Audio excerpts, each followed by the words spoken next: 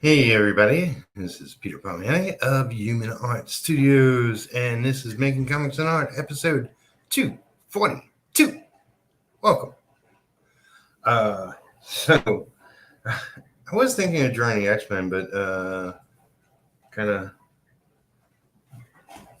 don't really have time to do anything serious. I'll just doodle. But before I do, I want to show you this. So this was a piece I inked. Abby Gobato, our graphic designer. This is Mark. This is Mark Torres. So this is the icon of his comic line studio. You know, it goes by MFC Studios. You'll have to ask him why. I asked him a bunch of times. I still don't get it. Anyway. So yeah, she penciled this out very, very straightforward. And when I inked it, I gave it more of a graphic feel. I really like the way it came out, and I especially like how the box of it came out. You know, like there's gray behind them with MFC in white and comics below, I think. Anyway, you'll see it, you know, by the end of the month. Let me share this out. So yeah, subscribe, like, comment. Still need to get 4,000 watch hours, so watch as many of my videos as possible. But here we go. Here's the other. And when I started streaming, it started downpouring outside. We have a storm currently, thunderstorms. So sign up for designated issue 1 of 5. Link is in the description down below. Please do that. We want to get a couple of hundred signups. And yeah, that's going to be a challenge. But you know, Mark is working on the campaign every day. Stuff we need. I should turn this off. I can't.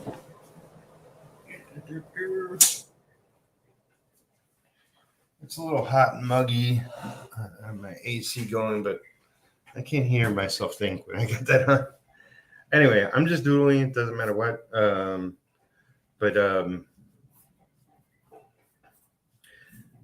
Yeah, the thunderstorms are coming in. So if the quality of my internet gets hit, then you know that's what happens when it rains around here.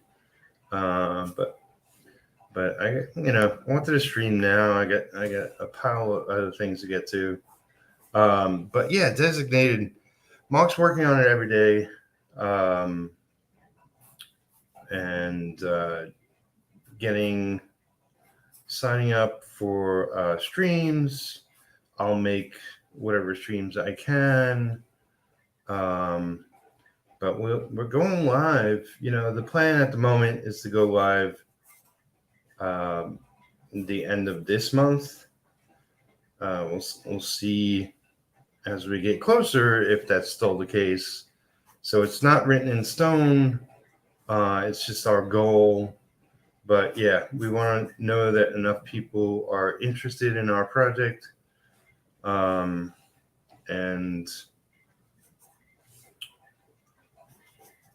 whatnot. But you know, I guess we we do have streams planned, you know, at least from the 2nd on. I think there's like at least 8 of them so far. We'll be launching on my channel here, me and Mark, and we'll see if we can get George or you know, Hassan, maybe not, Abby in our stream. But really excited. So Mark showed me roughs for the cover. We might not use the cover you've seen because that that was already used by a different publisher, so we might run into legal issues with that, unfortunately. I really love that cover. But, you know, the same artist,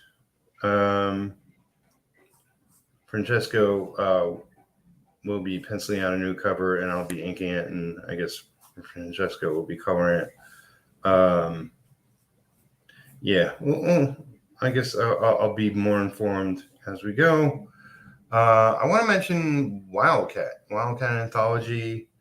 I asked Brian, because I know his time is limited, and he's got a family and work and things on top of the anthology to do. So I asked permission to get behind the scenes on the Indiegogo page, and that has officially happened. And he gave me access to a whole bunch of all the artwork, and I'm gonna see if I can improve the Indiegogo page. I already have enough to do, but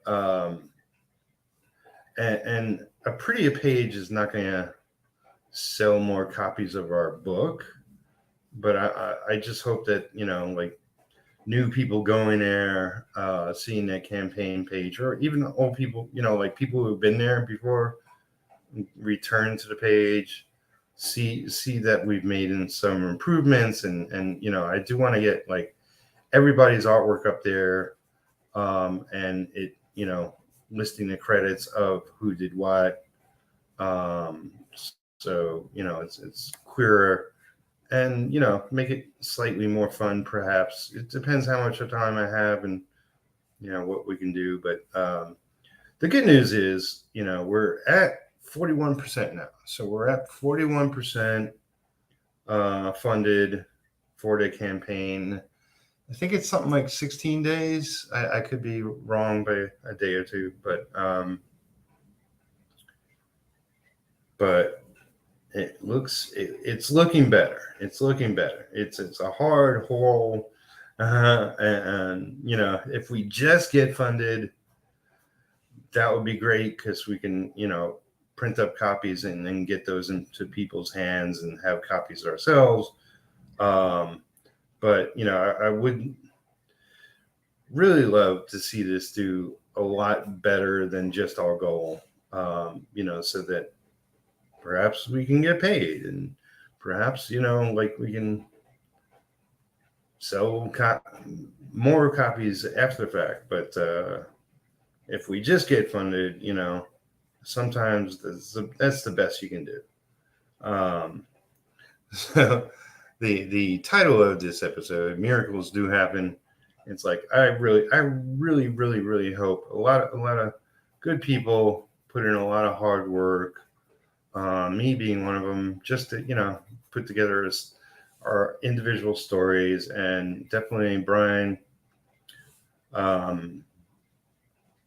who did a wraparound story in the vein of like Heavy Metal Movie, you know, where the main story came in and out in between the individual stories, because it, genre-wise, it's all over the place. But I think people will get a really good kick out of it, and there's really a lot of good quality work. You know, I would love to reach the stretch goal for the book to be colored. But if it's just black and white, that's fine too. You know, I think most of us really, you know, intended for our artwork to be seen in black and white. So a stretch goal of color would be a whole different ballgame. But, you know, really just want to see this book funded. So if you haven't already checked it out, the link to that is down below. So I'll be working on that later. Yeah. Designated Wildcat Anthology. You know, I haven't kept in touch with Randy. I imagine he's super busy. but the link to pick up an issue and to see all his other, social websites and whatnot is down below. If you want to grab a copy, he got all the orders fulfilled. Had something like over 50 copies sold. So that's awesome. I think he printed 150. So if you could sell out of all those, that would be phenomenal. So I just assisted, and there's other people who also did inks. And there's multiple stories, and it's a big issue, and it's got a great cover by a different artist. So yeah, go check that out if you want. And we'll be doing more beyond issue 7. We'll be doing maybe sort of a kid's version of Hawk in New York. Remains to be seen. He hasn't decided fully. But maybe I'll work on that. Maybe I'll work on the next issue. Maybe something special. But me and Randy will be doing something else as well. And then there's retro, but this year has been insane. And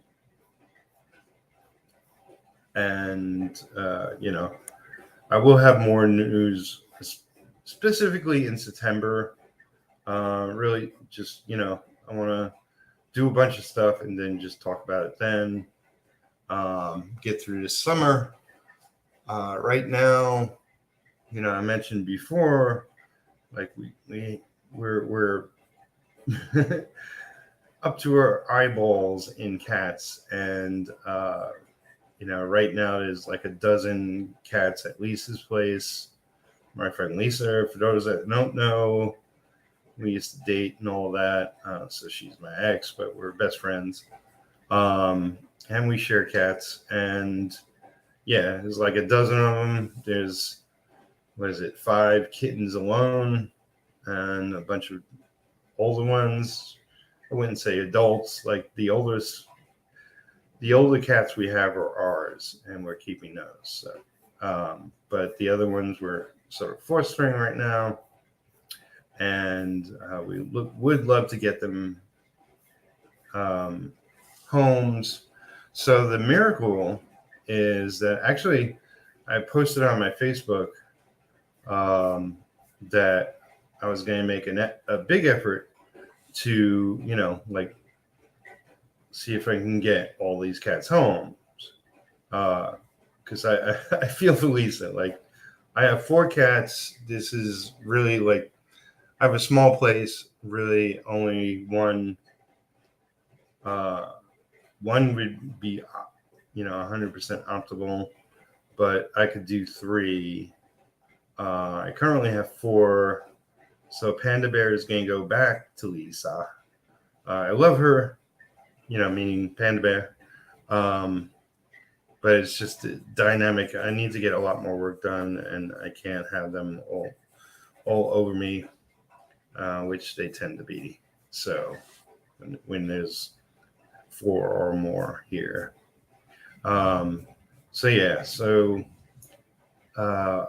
We actually, we got in touch with somebody out in Louisville, and she's going to help us. And she said there's possibly going to be an opening next week if she's, she currently has kittens that she's fostering, that she's looking to get homes for, and if those are grabbed up over the weekend, then we'll be bringing 3, possibly 4 over there. So 3 kittens and the mama who gave birth to them. But at least, probably the 3 kittens. Kittens go fast. Kittens are easier to find homes. Everybody wants a kitten. So we'll see if that happens. If that happens, sometime next week. We'll be taking a trip to Louisville, meeting up with her. So she's a volunteer, and I forget her exact titles, but foster provider. I don't know. She finds homes for cats, whatever the title is.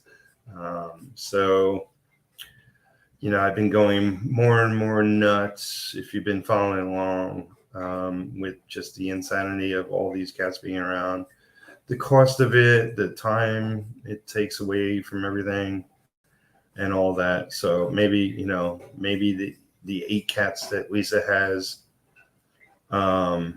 we can find homes for all of them, and that would be amazing. That would be a huge blessing, and we'd be forever in this woman's blah blah blah. I don't know words. But yeah, so I've been just actually doing more advice. I've been giving more advice to people. Even though I should be giving myself advice, because I got to get my shit together. I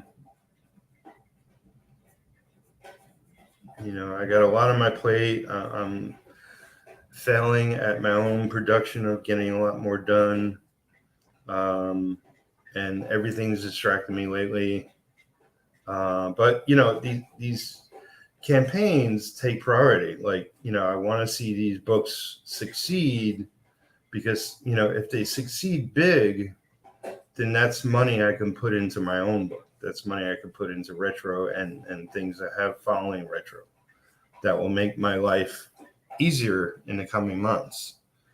So like if you're not interested in Hawk in New York or Wildcat Anthology or even Designated, if none of them interest you, still, like, consider picking them up, because I will get some cash back if we do really well. And nothing happens without fans talking about projects and sharing links out themselves. Like, us creators alone can't do it without you. I'm sure you hear that all the time, but it's so true. So yeah, it's pouring outside, man. That's a good thing now. That's a good thing. It's we've been like, the grass is practically half dead outside, because it's been so dry lately. Like, we've had weeks of barely any rain, and now we've gotten a couple of days of some rain here and there, and we're supposed to get a good amount of rain today and a good amount of rain tomorrow, I believe. That clears up again, and not only that, but it's going to cool off. So I don't love this summer. It's been in the 90s almost every day. I think next week is going to be more in the 80s, it's more reasonable. And it's not like I have a pool or a lake nearby. The town pool they demolished, and that's gone. There is a lake walking distance from me, but that's like, it's not meant for swimming. It's actually, the water from our sewage department goes through there. So that's mostly why it's not meant for people. It would probably be disgusting to go in there. And what else? Yeah, I just got a lot of inks to do.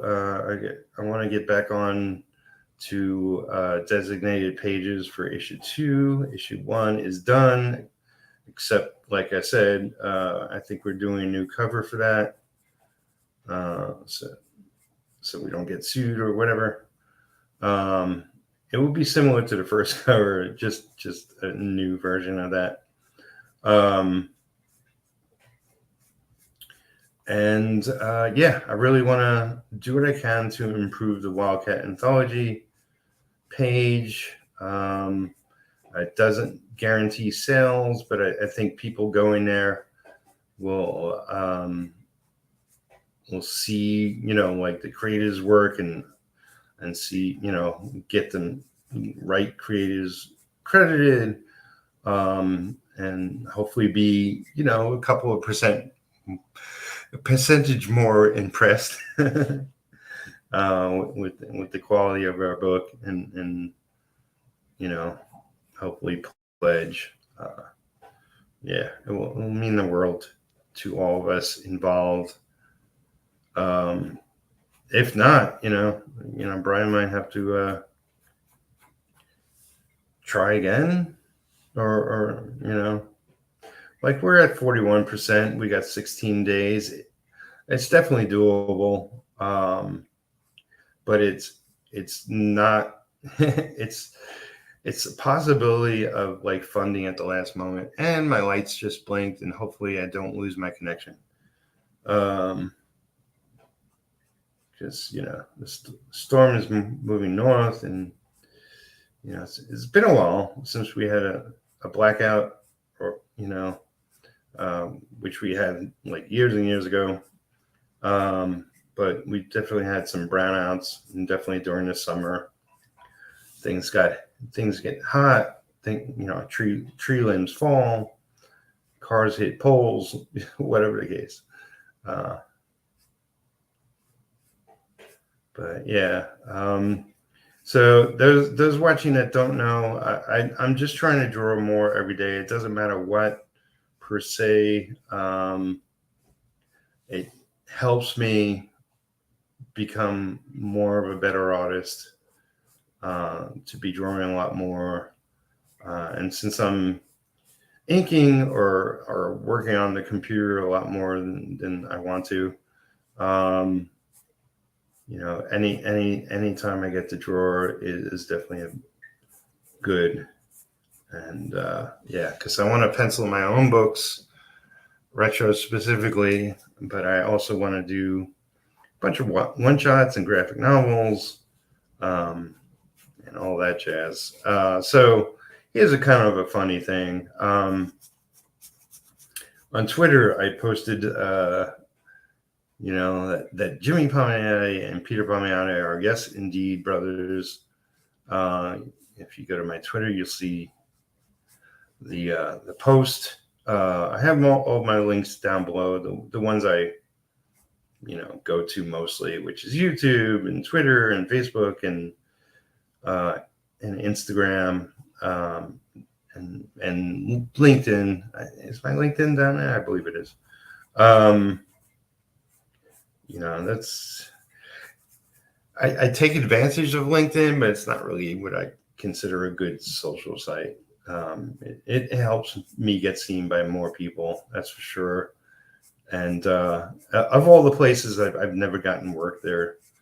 I should see if I have my link to what is it, DeviantArt, because I've been posting there a lot more consistently the last couple of months. If you weren't aware, I'm on DeviantArt. I share there what I've shared elsewhere. It's actually I'm catching up with older stuff and posting it there too as well. So if you follow me on Instagram, then it's just the same stuff, or Twitter or Facebook. I mentioned this the other day, but I'll mention it again. I've got rid of all my Facebook groups. Not groups. Sorry. Pages. I had a studio page. I had individual pages for individual comic properties like retro, but also a comic idea, Bright Eyes, Neon Eden, and some other stuff. Those I will get to. This year is all about finishing some other stuff first. So, but next year I'll be more into those projects again. But yeah, I got rid of pages because it just feels freaking useless. It's like I can't share things out to my pages as easily as I once could. A lot of times, if I'm trying to share stuff directly from the page to the page, it's telling me you should pay us money to get your thing seen more and blah blah blah and this and that. And it's like, oh, it's all bullshit. I mean, like, it's business and it's their business, and I understand it works for some people. I at the moment never intend to get Facebook ads, because once you fall into that, then you need to do it all the time. I don't have that kind of money. I do guerrilla marketing,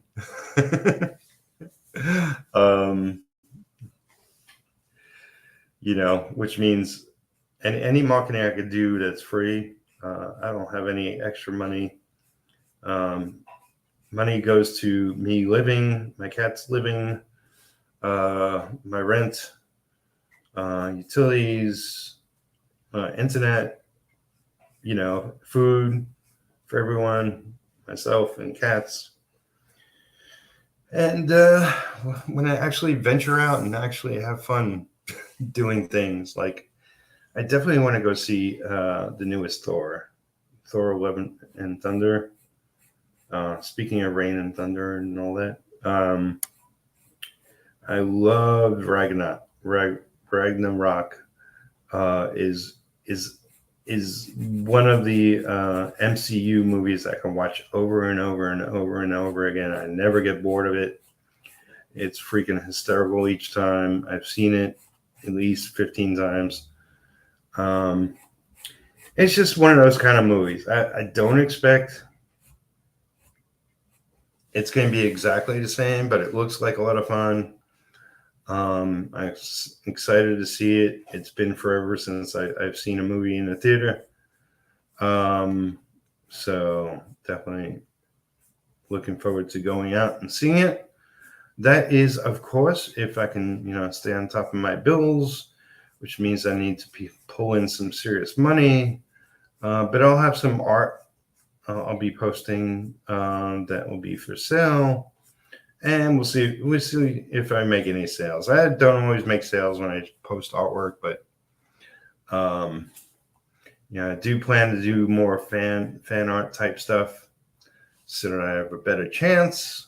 Which is why I wanted to draw X-Men today, but I just wanted to jump into this, because I did originally plan to stream a lot earlier. But so it goes. So what else is going on? What do I have to look forward to? Trying to keep streaming here on my channel. Please, if you haven't seen a lot of my videos, please go check out past videos. There's all sorts of playlists. You can go scroll through all sorts of interviews and conversations with other creators. If that interests you, a lot of group streams from the past that I did, both Artcasters, originated here. If you know Artcasters, it's been different people over different times. But the first, 18 episodes are here. Studio Synergy, which was, me doing group gatherings, talking about comics and art way back when, on my channel. And it's like, I'm definitely not known for quality videos, but I try I try to make it at least informative. And here's EJB EJB saying there's something fun about rendering rocks there. Absolutely. I get it from George Perez. I mean, there's so many people who've done rocks so well. Jim Lee, George Perez, John Byrne, John Buscema. I don't know who's like rock expert. Al Williamson, Neil Adams, I'm sure has done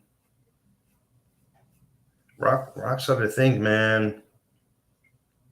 You know, my name, Peter. If you look it up in the dictionary, it means rock. So a little historical fact for you there. But I'm not to be confused with The Rock, otherwise known as Dwayne Johnson. You know, I think if you saw me in real life and saw him side by side, that, you know, you would see the difference. Not only in height, but muscle mass.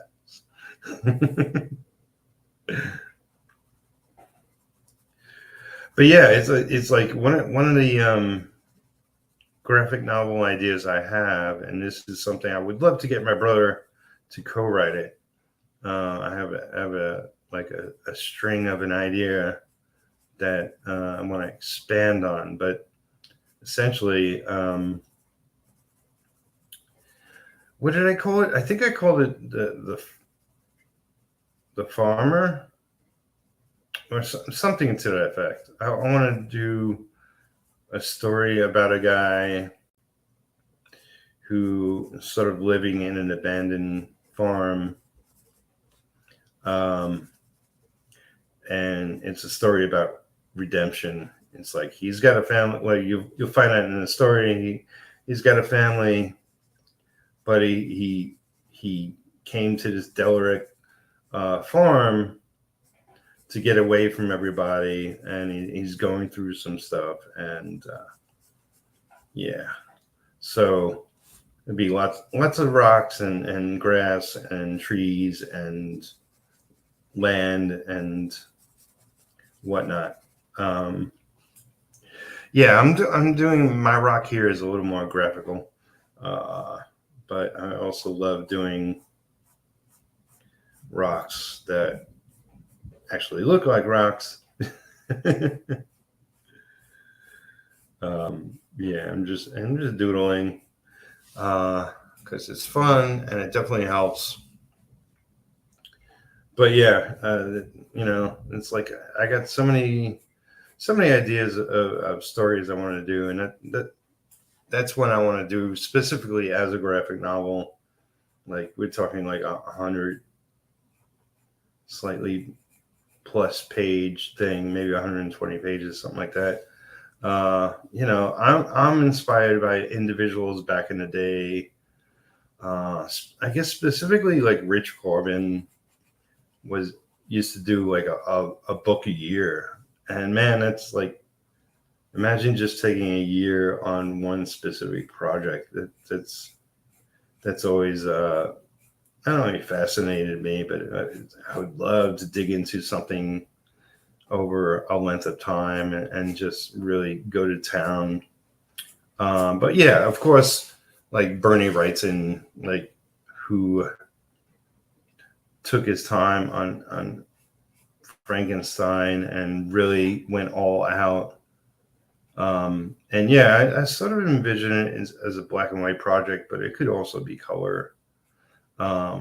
You know, I could do the colors myself, or I get someone specific to do colors for me. You know, right now I'm putting together a sketchbook. You know, I'm doing some new pieces, but it will be a lot of old pieces. Some drawings I did throughout the years. You know, since I never officially did a sketchbook, anything I put in it, it's fine, I guess. But I want to get some new pieces. I want to also show off all the recent covers and pinups I worked on as an inker. I think that would be very special to put into a sketchbook. Even though those are finished pieces technically, but you know.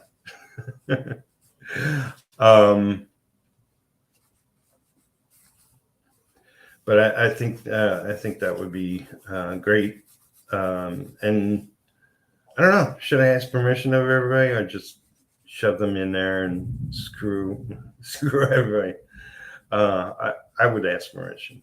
I think, I think most people would say okay, because it's also potential promotion for everybody else's IP. I did some stuff for Philip Russet, who's my art rep. Did Global Frequency. I did Nicholas Geer with Relentless Tin Soldier. I did. I got something new coming up that I'll be done with soon. I did so many more covers and pieces, in the last year. I'm super, super proud of.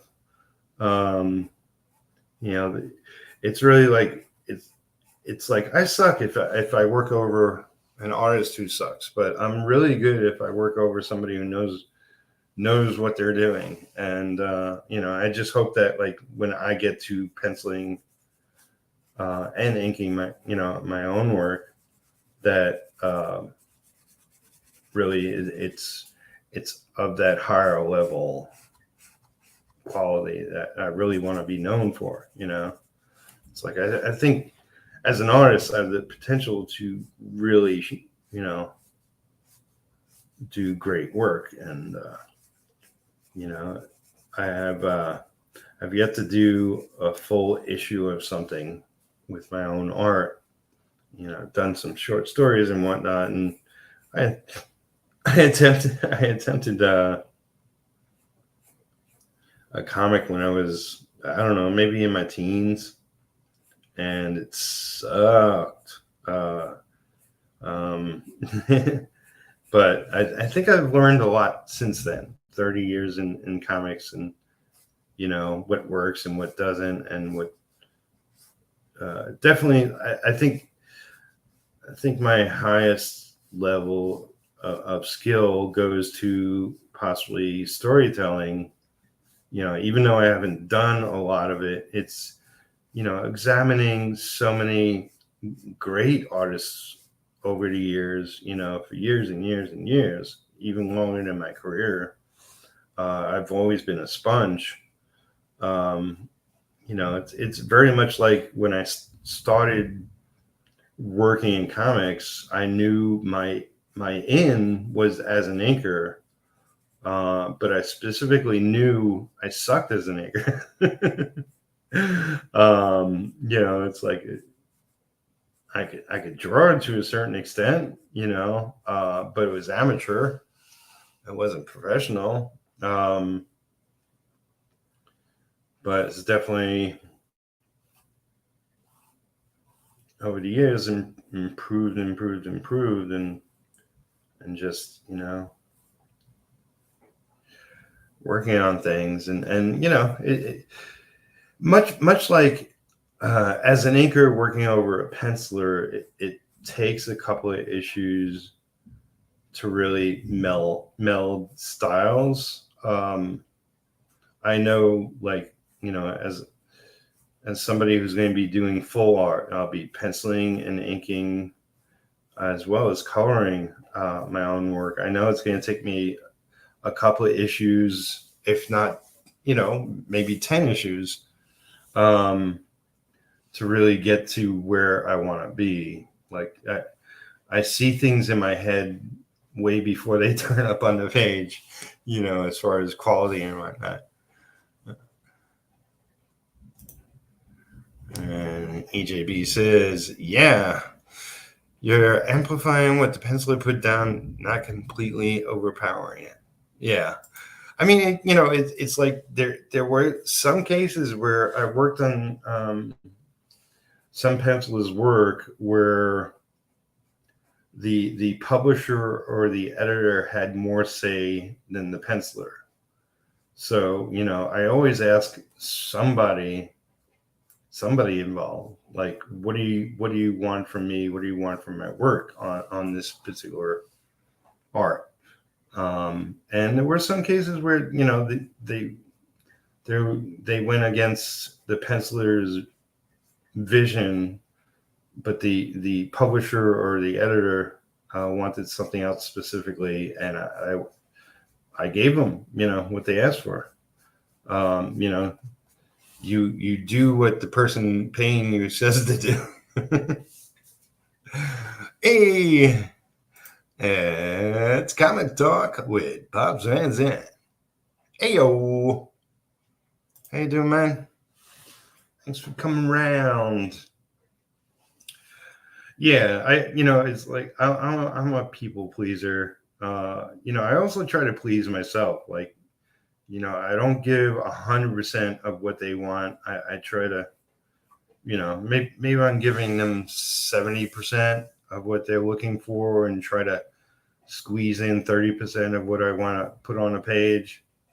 But, I will say, like, because it's like 30 years of inking, the colorist going over the artwork has always been like, well, it's like I haven't always been happy with colorists, and because they're definitely the third artist, and especially now with digital coloring and a billion colors they put over the work, and really, like, in a lot of cases make it painted like and do all these special effects, and they can blur, and they can even put like a real moon in the picture instead of what you illustrated, and all this stuff.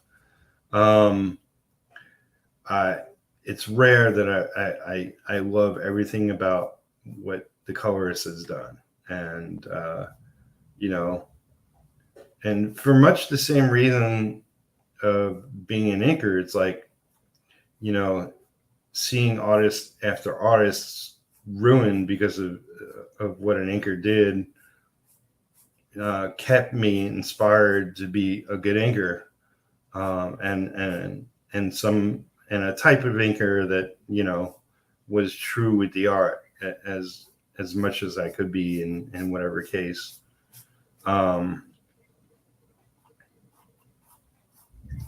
But yeah, so I want to also be a good colorist. I mean, specifically for myself, and not, maybe I'll color for other people on other artists or whatever. But I want to definitely color retro and definitely do a good job. Even though I'm going to start very simple and very 80s. I'm going to build on it issue by issue as I develop. I'll probably get it more into this next stream, but it's like I've failed in so many ways. It's frightening. As far as retro, I still haven't gotten the book out. I'm still working on it. I'm still, learning to work with other people, and having a team, and all the things that get put into putting a book together. I failed in so many ways, and I can't wait to this fall when I actually get it printed and into people's hands. But that's how I learned. That it's like that's how everybody learns, but specifically, I really have to make a disaster to learn my lesson. I really have to go the whole 9 yards into doing something really, really bad before I do a decent job. It's like when I began as an inker in my career, it's like, yeah, man, a lot of that was very heavy-handed, very, like thick lines, and like almost too much black. And it's like I did a lot of things wrong, and inconsistency of style. It's like everything you could possibly think of. But that's how we all learn. That's specifically how I know I learn. And I just love the process. You know, when it comes down to it, I love the process of doing everything we do, making comics, making art, you know, and I hope people see that in what I put together and my work and all that. So yeah, I think I'm going to leave it here today. I may stream over the weekend. We'll see, but I will be back here next week. Like I said, you know, please comment below the video if you're watching this after the fact. Thank you for joining me, EJB and Popspan Zant in the chat. And for those not commenting that have watched the episode live, like this video, share it with your friends, share it on your Twitter, share it on your Facebook, share it on your Instagram if you do that sort of thing. You know, the more views I can get, the, you know, eventually I can get super chats. Just, you know, for the duration of this summer, I imagine I'll be growing slowly, but come fall and winter, a lot more is going to be happening and a lot more goodness will be coming your way. So yeah, till next we meet, have a good day, have a good night, have a good morning, wherever you are in the world. And enjoy